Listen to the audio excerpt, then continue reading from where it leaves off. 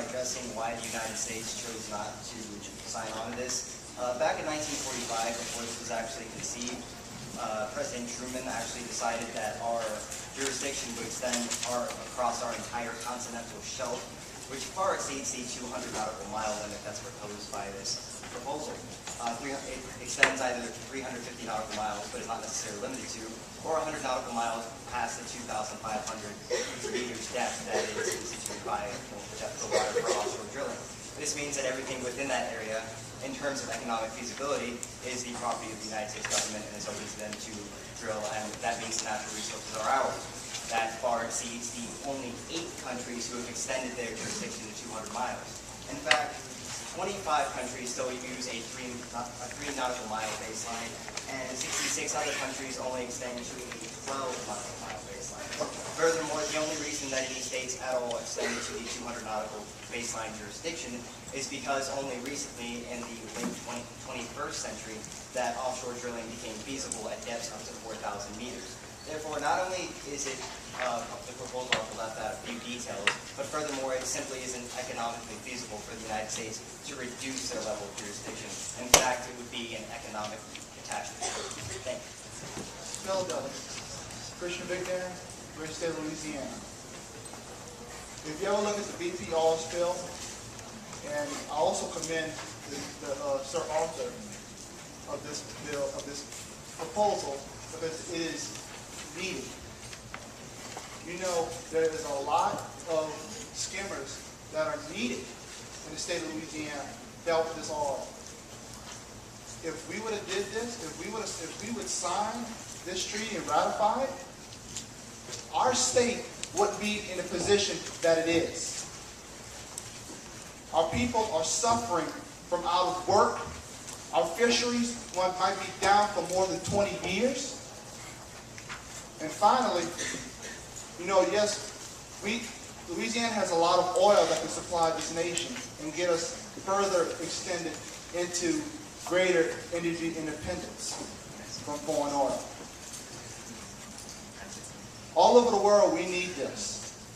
We need it here at home. We need it bad. Because without us passing this, our country, my state, will not survive like it is right now, economically or geographically. Gee, my state right now, we're losing 20 football fields a minute. We don't have that much land. Louisiana's losing so much land that we don't know where we're going to be.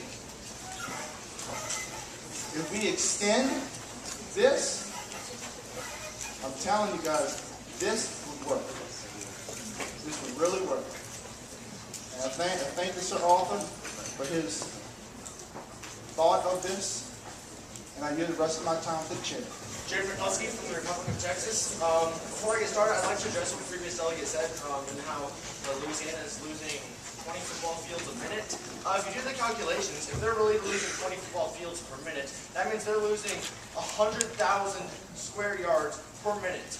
Louisiana would be gone in a matter of weeks. Just want to point that out. Now getting into the actual proposal.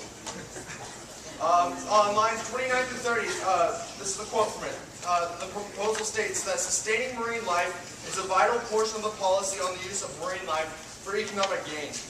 And I believe that this is a contradiction within the proposal. Because,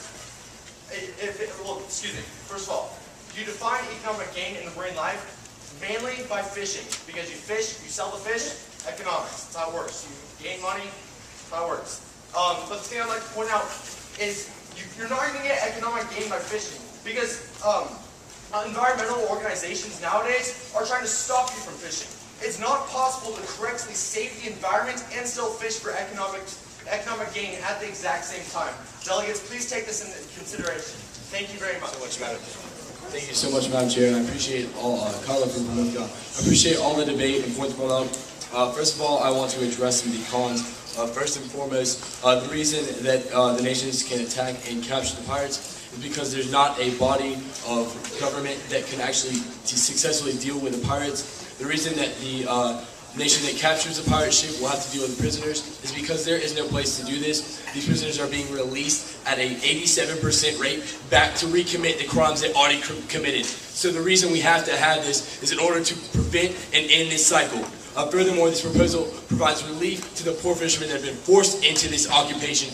That's why we should support that part of this proposal. Also, this treaty is just to preserve and protect the world's oceans. That's so vital. The sustainability is so key, so crucial. It does not prevent fishing. Actually, this law will encourage economic development and economic things. It provides safer trade routes, provides clarified boundaries, clarified economic exclusion zones, and prevents costly pollution cleanup and the degradation of our world, this world. I want to also give you guys a couple more statistics. There are 38 million square miles of oceans, 33,000 miles of coastline. You know who's responsible for this? The U.S. Coast Guard. And let me read you a quote about their opinion on this treaty. In a Department of Homeland Security hearing, Admiral Arthur Brooks stated on behalf of the U.S. Coast Guard, the law of the sea provides the legal certainty and stability that the Coast Guard needs to exercise its navigational rights and freedoms. This is what the Coast Guard needs. This is what the Coast Guard wants. This is what we should provide to them. This is not just international. This is national. This is what our national governing body for our oceans and our borders want. And with that, I yield my time to the chair. Thank you all so very much.